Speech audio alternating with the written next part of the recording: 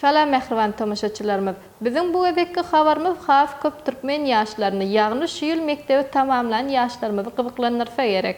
Dün geçirilen Ministrler Kabinetiniň Giňişleýän Mejlisinde 2024-nji ýylda ýokary we orta hüner okuw mekteplerini okuwa kabul etmek mewsümine degişli birnäçe kararlar kabul edildi. Şol habary gyzygyny bilen Atawatan media toparmyz bolup sizi ýetirýärif. Atawatan Türkmenistan.com saytymyzda ýöretesiň üçin talip 2024 diýip bölüm açdyk. Şol ýerde ýurdumyzyň ýokary we orta hüner mekteplerine okuwa girmek isleýän ýaşlarymyz üçin zerur bolan resmi namalaryň sanawy berildi.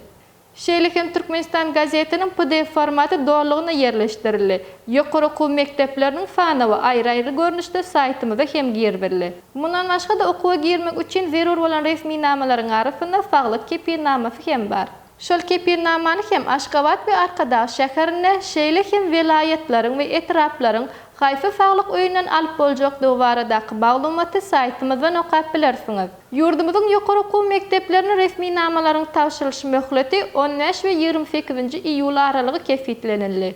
Şol döwürden giýjäk alman resmi namalary tapşyrmak zerurdur.